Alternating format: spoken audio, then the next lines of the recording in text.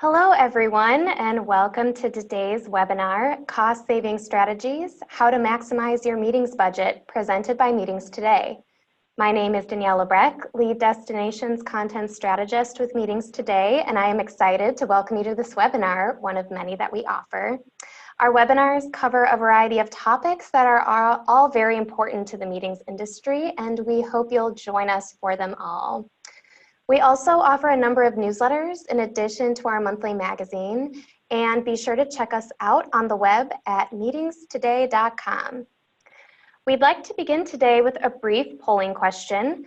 A pop-up should appear on your screen momentarily. It will read, please enter the number of people watching this event with you, and please make sure to include yourself. To answer the question, simply select your response and click submit. All right, thank you. So today's webinar is worth 1 clock hour of credit in the financial management domain toward the CMP application through the EIC. To receive credit for this webinar, you must be present for the full hour. Upon completion of the webinar, you will be taken to the related Meetings Today webinar club page to obtain your credit. We encourage you to ask questions during the presentation.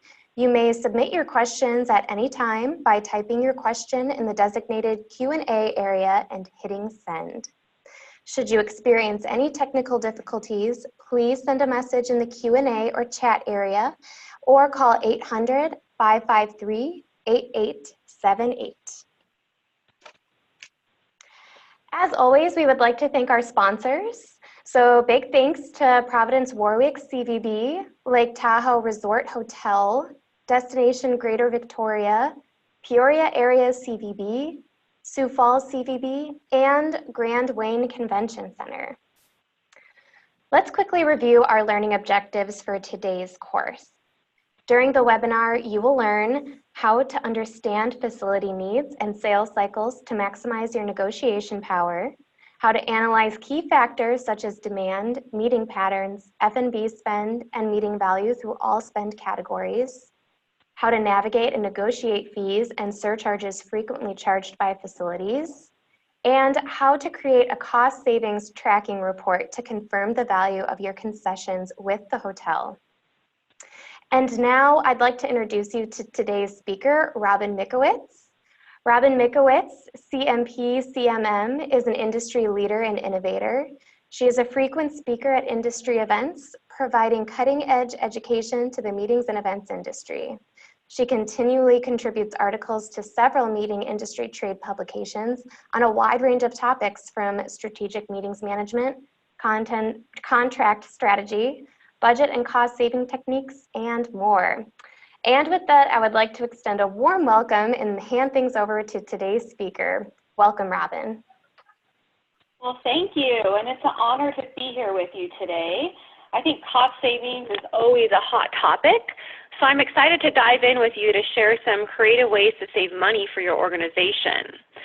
Now, before we get into some creative cost savings tips, I think it's important to talk about the state of the industry, what trends we're seeing, and really how it affects the way that we do business. So let's go ahead and jump in. So we talked a little bit about our goals for today. I just think it's important to not only talk about trends and what's happening within the industry, but to understand hotel revenue management strategies, because that really affects your bottom line. They are the gatekeeper, and so it's important to understand how they strategize at the hotels. And then we're going to talk about just different variables that are going to affect your negotiation strategy. So what's trending? Well, the industry is constantly evolving, that's for sure. 2019 brought an abundant amount of changes really affecting the way that we do business. We're seeing trends across the board from the global outlook, new hotels coming on board. Technology is rapidly changing, just the rate of change is incredible.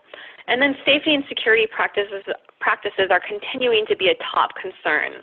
So let's look at what these trends mean for you.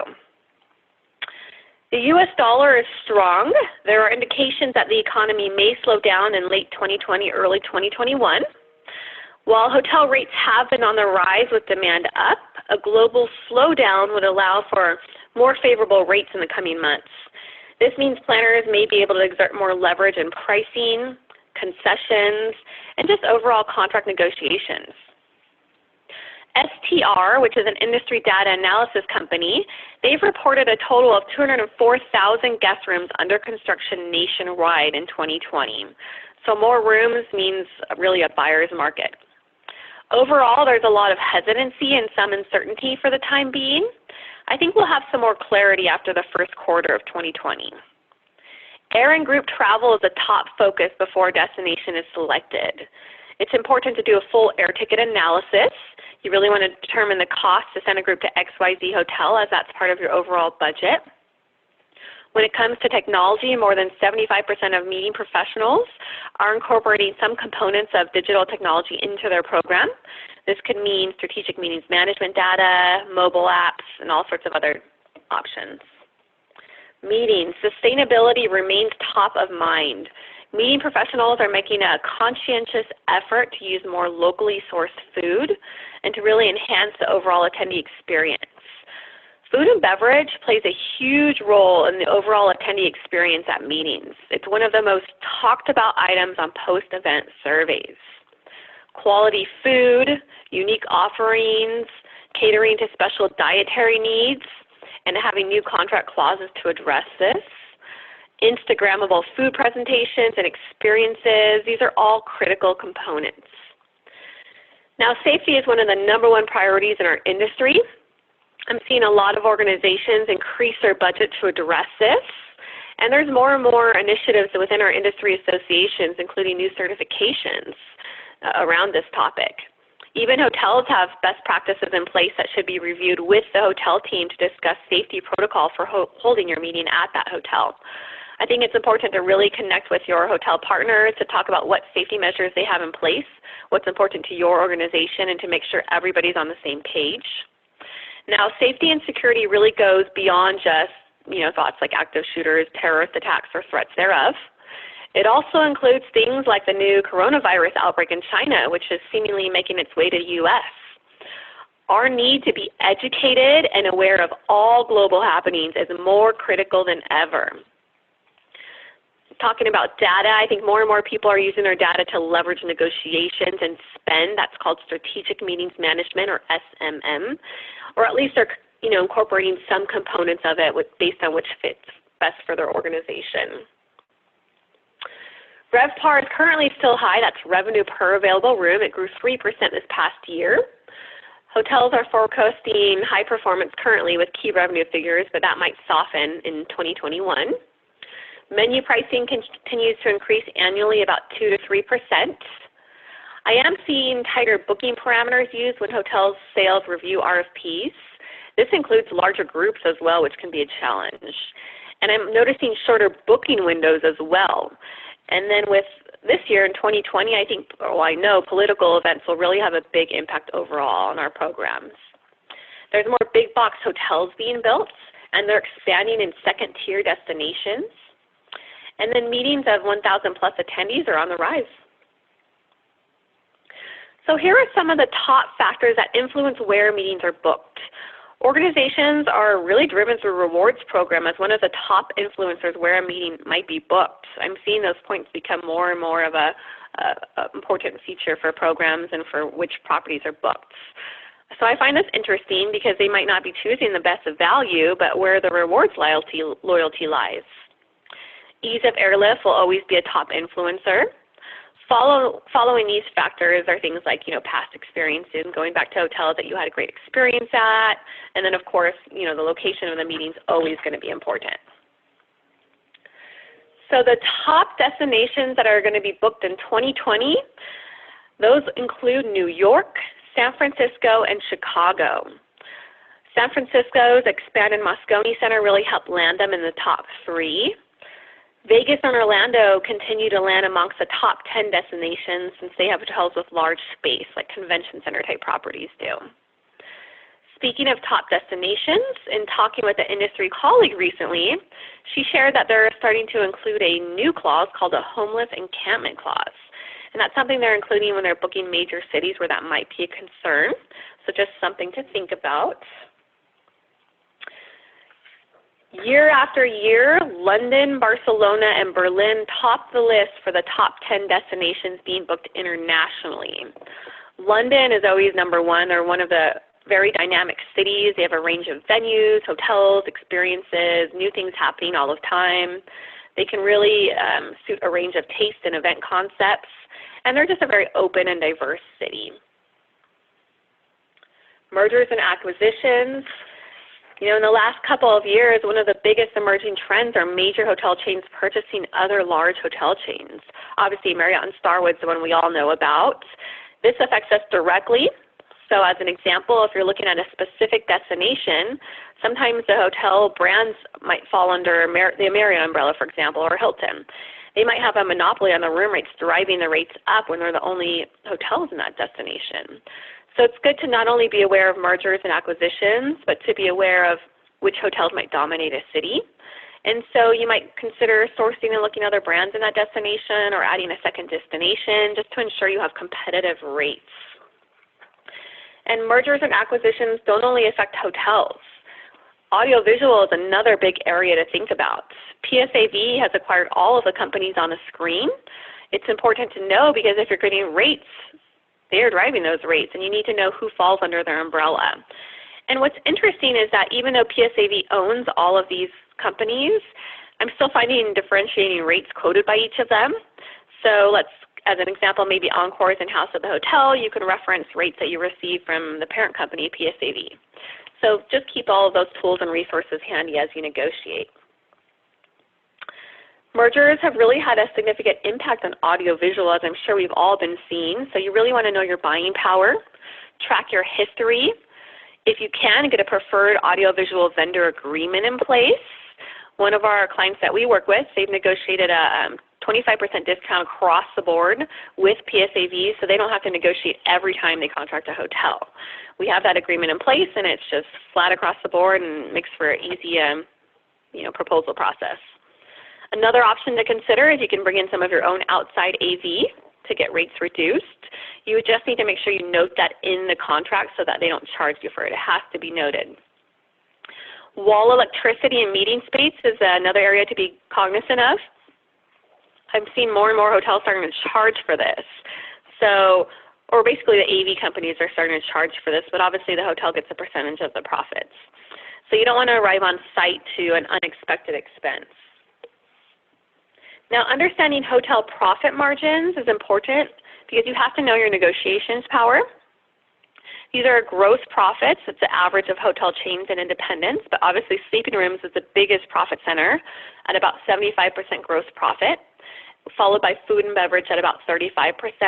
The hotel restaurants, as long as they're owned by the hotel, provide a 25% profit margin for hotels, and then spa and golf at 15%, and then retail at 15%. I think profit margins are important to know because you need that for all of your damages clause, like attrition and cancellation.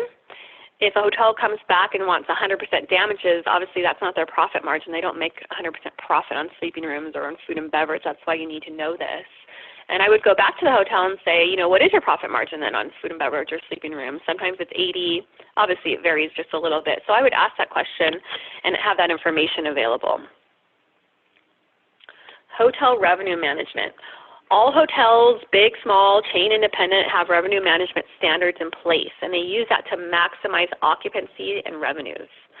It's important that you carefully assess each RFP against specific revenue management criteria. This will enhance the value negotiations process.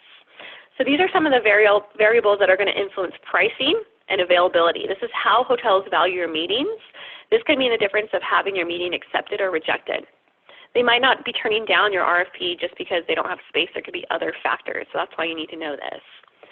First and foremost, they're going to look at their transient demand, which is individual travelers. That's going to fluctuate throughout the year, as you can imagine. Some periods they may have high transient demand, like a beach destination over summer. That's going to have a lot of high transient demand, paying higher rates than group rates would be. Other periods they might focus on group business to drive revenue. So with the Orange County area or Orlando, they're going to have heavy transient rates over the summer. They pay higher rates than groups, so they'd rather have those higher rated individual traveler rooms. Looking at your peak night arrival departure pattern, always be aware that sometimes if you can have a little flexibility, shifting by 1 or 2 days can save you a significant amount on your group rate, even up to 20%. Ask the question, especially if you have a really budget-conscious group. Ask, what flexibility you'd require to come down. Rooms to space ratio. Hotels say, if you take 30% of their room block, they're going to give you 30% of their meeting space. So you want to calculate your heaviest usage day, see where you can get creative and flexible. Ask the hotel what their suggestions are as well, since they know their space best. I mentioned earlier group food and beverage is their second largest profit center. Ask the hotel what their F&B expectation is, and then benchmark that against your budget. If your amount is higher, let's say the hotel asks for a $20,000 food and beverage minimum, and you're planning on spending $40,000. That's leverage, so you can use that as some of your negotiating power. You could say, hey, I'll increase my F&B if you add this extra concession, as an example. And I always say that if the hotel has a room rental, I want that waived, and I'll instead increase my food and beverage spend. I'd rather spend that money on something that's going to provide value for our organization and for our attendees. I mentioned earlier that food and beverage has such an impact on the overall attendee experience. So I would rather spend that money on upgrading a reception or breakfast than just throwing that away in room rental fees. Lead time, season. You need to look at high, low, and shoulder season, demand over the dates. History is going to have a play into this. You want to look at your room pickup, and the hotels will ask for that information. They do share those details with each other. So all the hotels that you've contracted and actualize that prior to your meeting. If you have great pickup history, obviously that's an advantage. And then you want to be able to capture all of your spend categories. So not just sleeping rooms, audio, visual, food and beverage.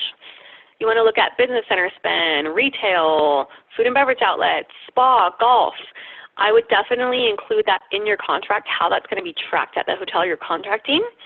And then you want to see what options they have to capture that data. A lot of the chain hotels can easily do that. It might be more of a challenge for some of those independent hotels, so ask them what their ideas are.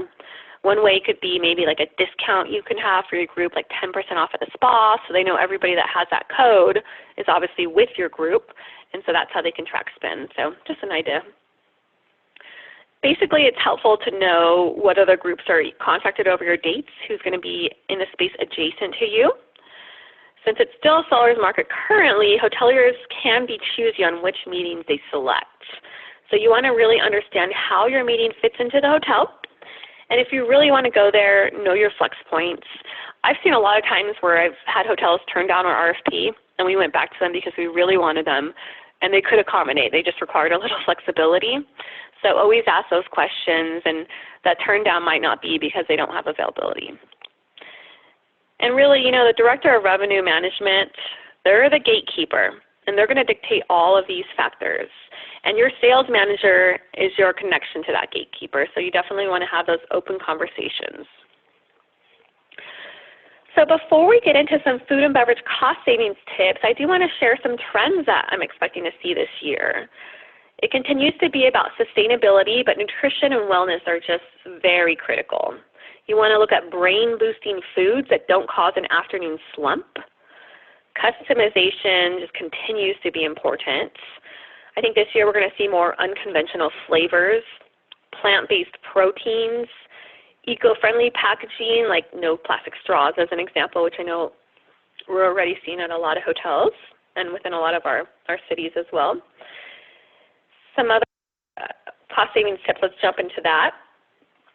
With your contract, you always want to state that the hotel will set 5% over your guarantee at no charge. So if you have 100 attendees and you include this statement in your contract, that means they'll set for 105. So that gives you a little wiggle room. Attrition. I think attrition goes hand in hand for sleeping rooms and food and beverage.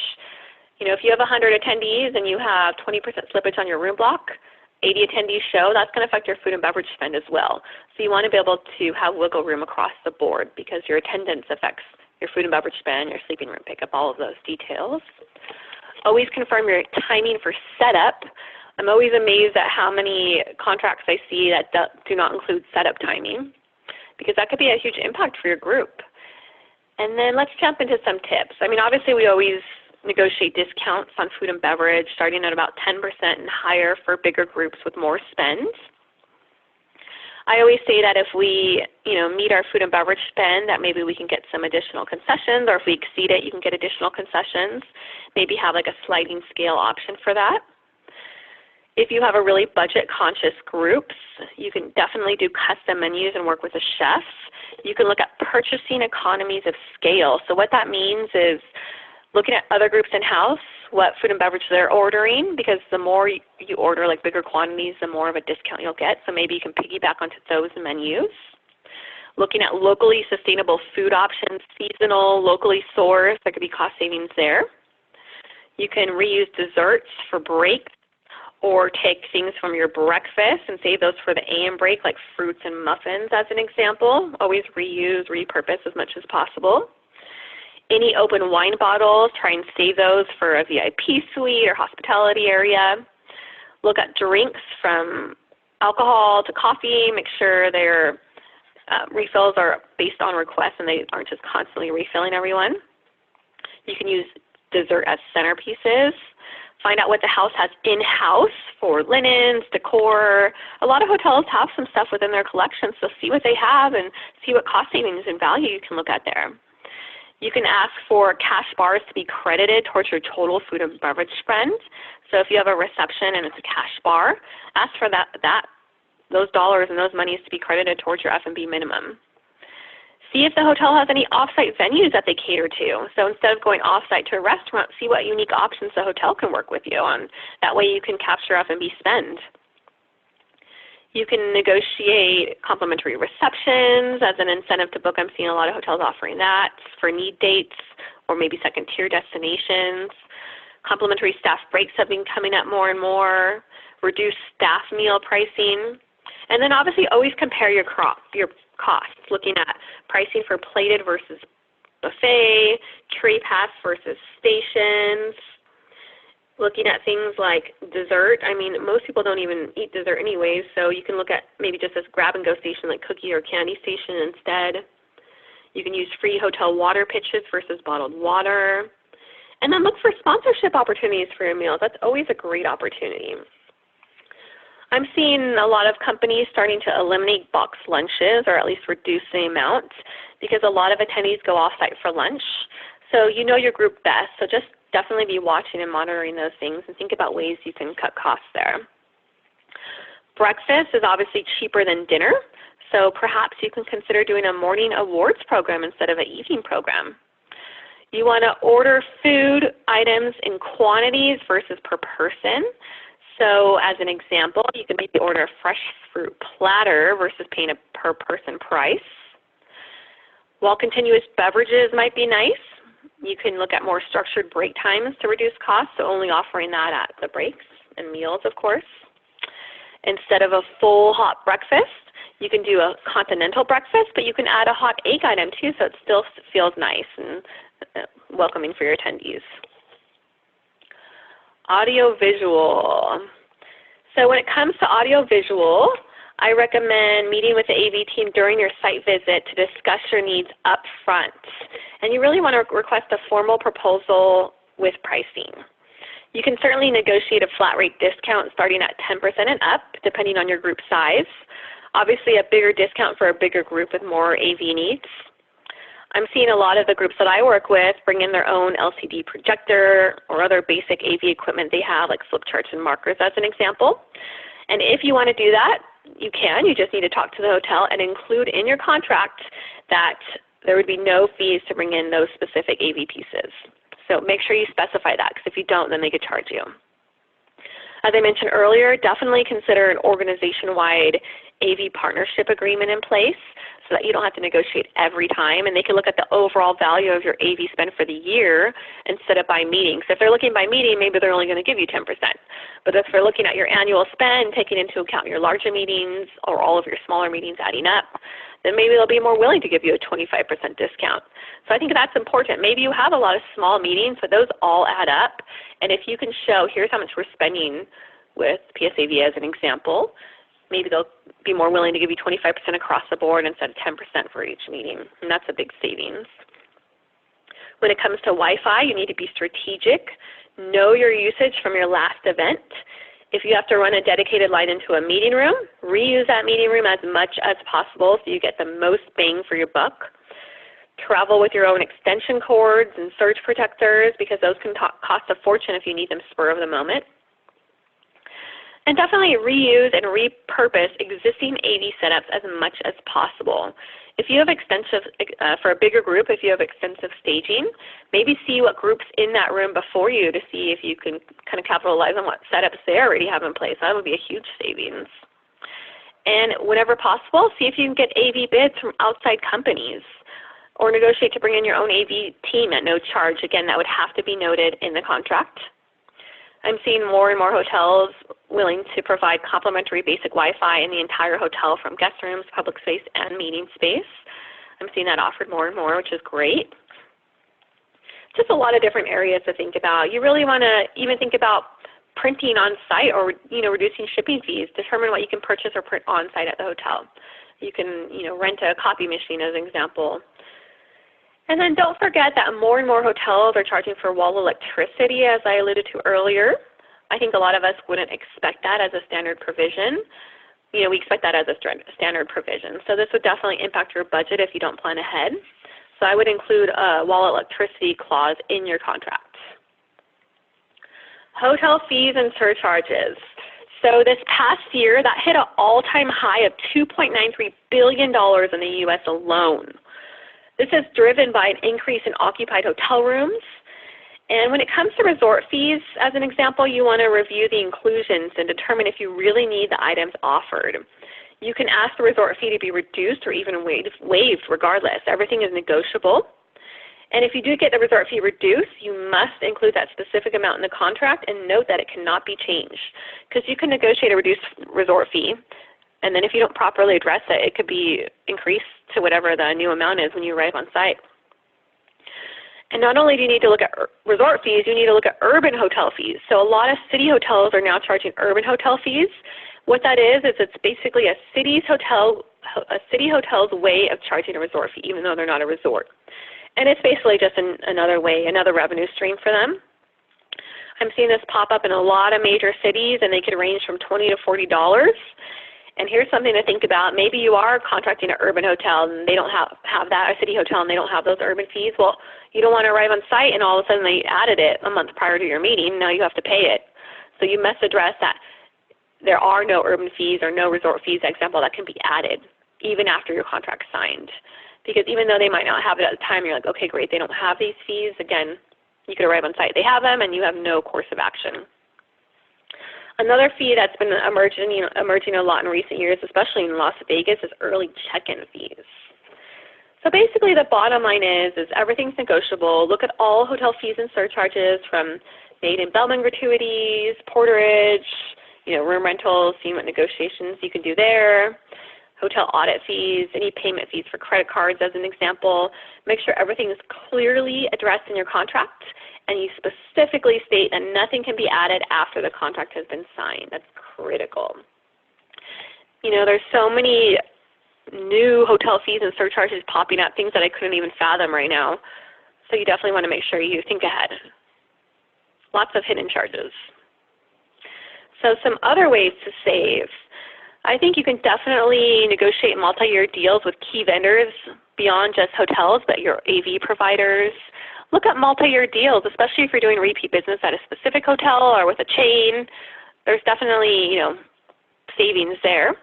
Transportation, you don't always have to have formal transportation. You could look at ride-sharing services. You could easily provide attendees with a code for Uber and Lyft. Everyone's used to using that now.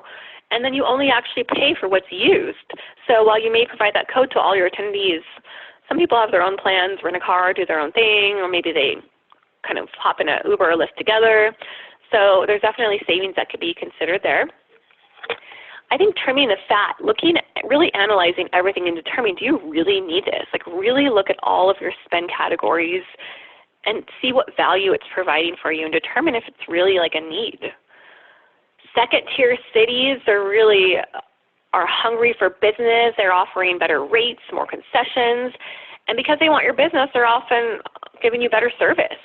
So when you can, look at some of those second-tier destinations versus first-tier cities. You can request a discount if you were to pay your bill before you depart the hotel, something to think about. And then one of the most important things that I always stress is that you need to make sure you are charged correctly. Make sure every charge is in writing, that you provide authority to select individuals for master account charges so they are very clear on who can charge, so not just anyone. That you get separate master accounts, which makes reconciliation easy. You want to compare your invoices to your backup and written quotation. I think it's amazing how many inaccurate charges are on the bill, and you'll save a ton of money just by making sure you're charged correctly. So not only just looking at cost savings, you want to really look at how your contract can affect things. I think a lot of professionals focus on value adds and concessions, but one of the most critical components, and it should be a top priority, is risk reduction and cost containment measures. This means that you're taking precautions to prevent a huge financial burden in case of the unexpected. So while you're only, some people are only looking at cost savings, saving money in the immediate, you could have a huge financial burden if you don't take precautions for the unexpected. Even just looking at your rate integrity, I always verify rate integrity in my contracts. What that means is that after my contract's signed, I am guaranteed to have the best group rate in-house. That could mean different promotions that I see coming out or other groups over our same dates. That could mean the hotel's website. I see this, I really do. I see this happening a lot where, you're booking a year, 2 years out, a month out, the hotel's website is promoting a lower rate. And obviously then that's going to cause all your attendees to book around the block. And it just doesn't show well for your organization. You want to show value to your attendees, that you've negotiated a good value for them and encourage their attendance to your program. You don't want them finding lower rates online. So what a rate integrity clause does is it guarantees the integrity of your roommate. It also, you can negotiate that if there's lower rates, that they would have to match those or lower your group rates, that they'd have to remove them from their inventory. You want to specifically state in your contract that regardless of rate paid, you get credit for pickup purposes. And what that means is that even rooms around your block, doesn't matter how they book the room, that once you provide your registered attendees list and they do an audit, you get credit for all attendees on your list regardless of how they book the room, even if it's a hotels.com. You want to defend this clause by sharing that you've brought these rooms to the hotel as a result of your event. These people would never have been at the hotel otherwise. And so that's a very good way to really defend that clause. I think when we talk about the audit, you want to really reiterate details clearly in your contract so that you have a leg to stand on when any challenges arrive. Your contract is your go-to, and you better have a copy of that on hand when you're on site at your program, so you are not just like begging or hoping the hotel's going to work with you. You could be like, hey, here it is, contracted in writing. Because a lot of times the hotels revert back to their standard contract clauses, and you might not have signed a standard contract. You might have negotiated all sorts of special provisions. So let them know, hey, reminder, we've negotiated all of this special language into our contract. So they're going to just think about what they normally have for groups that just sign the hotel's contract as is. As I stated earlier, hotels typically make about 75% gross profit on sleeping rooms. If your group experiences attrition, obviously it's fair to pay the hotel's profit margin on sleeping rooms, but hotels do not make 100% profit on sleeping rooms. So you can start with a 75% industry average that I shared with you. If the hotel comes back and saying, we make 85%, I'm fine with that, but I'm not going to pay 100%. I want to pay a fair amount. I don't want to pay more if my meeting cancels versus actualizes. So basically the bottom line is I'm willing to be flexible and compromise, but the goal is for this clause to be fair for both parties. You want to reach mutually agreeable terms, and that's why it's important you negotiate it into your contracts. So I'd like to challenge everyone to pull some of your past contracts. I think I share this in a lot of my webinars, but it always states what happens if your organization cancels on the hotel, always. And that's fair. It should state that. But a lot of us forget to address what happens if the hotel cancels on us. And that could be a huge financial ramification for your organization. The goal here is to ensure that both parties are protected, that the cancellation clause is fair. Some options for addressing this: you can make a mutual cancellation clause stating that you each pay the same cancellation fees based on the date of cancellation, so a sliding scale. It always includes specific dollar amounts and specific dates. You could outline potential costs your organizations would incur and make sure you always save all receipts, backup, documentation. And again, if I get pushback from the hotel on these options that I've shared, then I'll say, you know what language would you suggest? I'm open to seeing what language you propose. Send it to me for review. So basically, you know, be flexible, but work with your hotel partner on coming to mutually agreeable terms. Make sure all damages are on profit, and not only your sleeping rooms, but also food and beverage. Average profit margin on food and beverage is about 35% gross profit. Again, if the hotel comes back with higher profit margins, that's fine, but I need to understand what those profit margins are, and I'm not paying 100% on food and beverage because that's not their profit margin. And again, you know, a lot of times they're only ordering food like 30 days out, as an example, so you don't need to pay food and beverage damages when they haven't even ordered the food and beverage. You know, when it comes to cancellation by hotel, I think back in the day, we all thought that was just because, you know, something happened at the hotel, like a force majeure kind of situation. But they will cancel on you if they get a better piece of business. And if they're going to get a buyout with like an incentive group that's spending a ton of money, spa, food and beverage outlets, they will cancel on you in a heartbeat. So you definitely want to make sure you're protected. And if it hasn't happened to you, you've been very fortunate, but you definitely want to be proactive. So I think it's really important that everybody is creating cost savings report to communicate your savings by meeting. You could do this quarterly, annually. This is such a great way to validate your success and show the value that you're bringing to your organization. You definitely want to have a leg to stand on when you're going in for your annual review. You don't want to just say, hey, I'm saving you a ton of money every year. I've got great risk reduction, you know, cost containment measures in place. No, you need to have specific dollar amounts with, you know, data and the calculations there, real numbers, never rack rates. Use your original negotiated rate versus your contracted rate. Or you can look at the average group rate in-house over your meeting dates. So this is an easy report you can create, like a simple Excel spreadsheet. Include everything from your negotiated room rates for a run of house. If you had suite upgrades at the group rate, find out what that rate would have been over your dates. Or complimentary suites, find out the same thing and show the value there. Discounted staff rooms, show that in comparison to your run of house rate. If the hotel had initially quoted meeting room rental fees, I would definitely include that as negotiated savings. If the space is always complimentary, then that's not really a true savings there. Resort fee, let's say the resort fee was $25 per room, you know, per night, and you got that waived, but it's all the resort amenities are still included. That's a $25 savings per room per night. Include that. That's a huge savings right there, even if it's discounted. Let's say you got it discounted by $10. So multiply that $10 by your total room block, and that's how you show your savings. Guest room internet, if you were able to negotiate that complimentary, and that's usually a charge. Same for meeting room internet.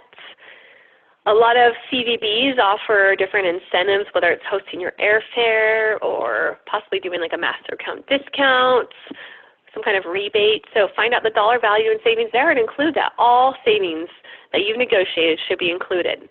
And then I would capture all my savings on site. When you're on site, a lot of times you're able to get things thrown in or reduced. Again, add those to your report and share that report with your stakeholders to really validate your success. Whether you're asked to do this or not, it shows that you've taken initiative, and it's going to become more and more important anyhow. So I think it's important to consider a walkaway plan too, because sometimes it might come down to that. If hotel is not budging on crucial issues or crucial clauses, sometimes you might not have another choice. So I think it's always good to have a backup plan. As an example, if you've narrowed down to 2 hotels following a site visit, let's say you decided on Hotel A, but then they won't budge on some crucial points and they have like a take it or leave it kind of approach, then I would go with my Hotel B because maybe they might agree to everything, and I've actually had that happen. I think in a situation like that, it's just a precursor of what's going to come with that hotel, and so I'd rather, take the necessary steps ahead of time and work with a hotel that's going to be flexible and really wants my business and wants to work with me. I love when hotels really go out of their way and show that they want to be flexible, that they want to work with me, because that's going to affect your program on site too. So think long term. I mean, sometimes you have no choice. So, in that situation, I would detail out all of my concerns with the contract or with that hotel, and I would communicate that to my stakeholders. because you want to make sure that you're protecting yourself and that you've shown that you've done your due diligence. And that way, if the powers that be still want to move forward, you've shown your value and you've really protected yourself too. So some tools that I'm happy to share with everyone. I've included my email address on the screen, and we're going to jump into Q&A shortly. But I've got a lot of great cost savings tools, some of the key deck slides that I could share with you. Feel free to email me, and if for some reason we have questions that we don't get to, I'm happy to be a resource for you anytime about contracts, cost savings questions. Save my email, and you could email me 6 months from now if you have a question pop up. This is definitely my area that I specialize in and I'm passionate about. So I'm always happy to be a resource for you. And if you want to email me, I'll send out these different tools. Just give me till the end of the week and I'll get this out to everyone. And then let's go ahead and open it up for some Q&A.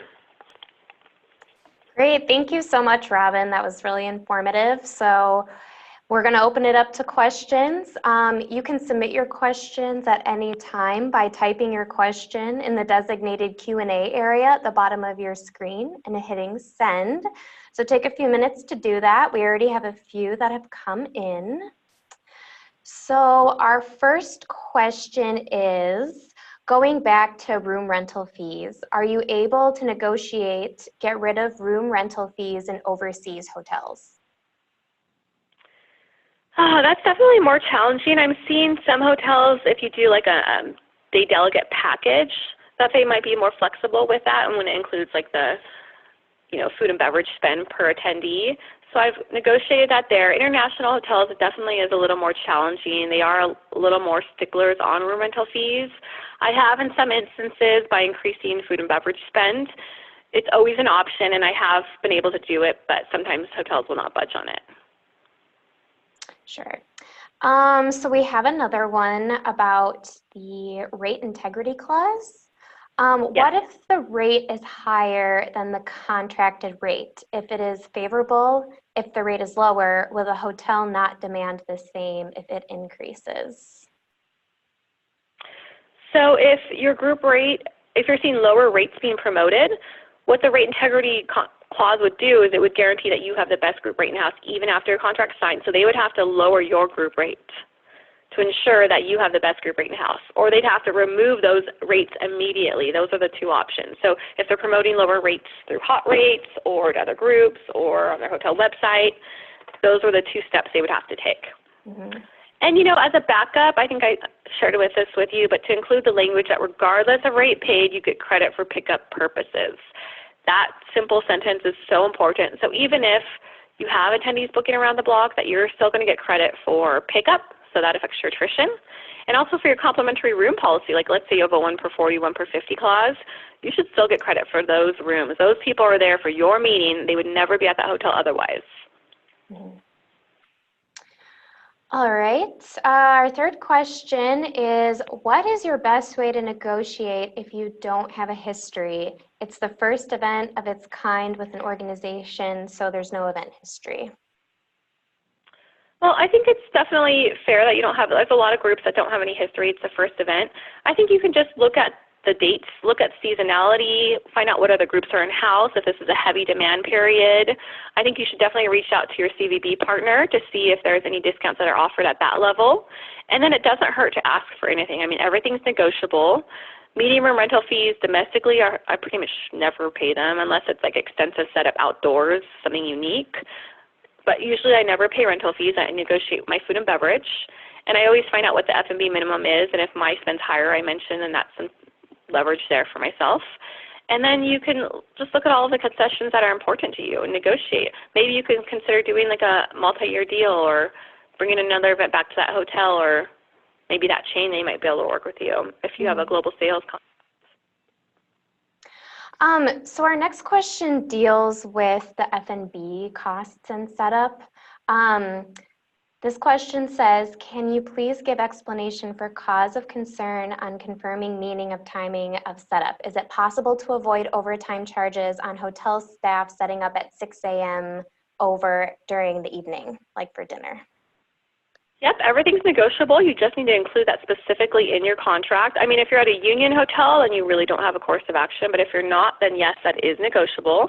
And again, you need to include setup time. So let's say you're starting with an afternoon general session, but you need to set up that morning. You need to say that you need the meeting room in your contract at 8 a.m., even though you're not actually starting till 5 p.m. as an example, or 3 p.m. Or you need setup the day prior. Include setup times in your agenda in the contract and confirm those setup times.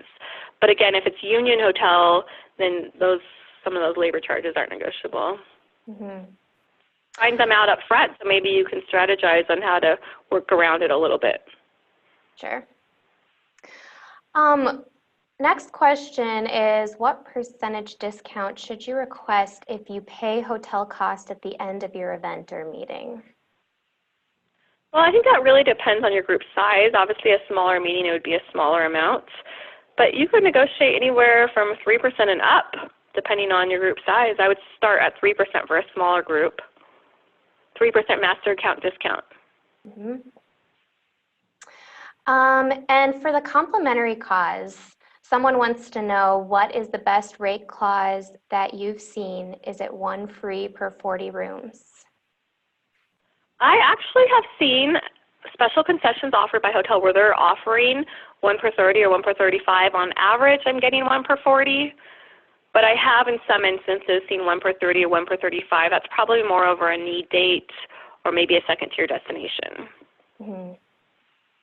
We do have a question on second-tier destinations. Do you have any examples of second-tier destinations that you think have, kind of everything that, you look for in a first-tier destination maybe, but give you better rates? Well, there's a lot of, if you look at all the major cities like Orlando, Dallas, New York, maybe you could, or even DC as an example, maybe you can consider going to Arlington. Or, looking at Los Angeles, maybe you can consider Long Beach. Those are just some examples. Looking at like the surrounding cities where you're still close enough so it's a draw for your attendees. But look at those major cities and see what the surrounding cities are, because they often have better rates. Mm-hmm. All right, well, I think that wraps up the Q&A. Oh, we just had one more come in about, can you repeat the 3% master clause statement you just mentioned earlier? Well, you can definitely negotiate a flat master account discount for sleeping rooms for your total spend, depending on your group size, obviously. But what was the question earlier that we were talking about, that master account?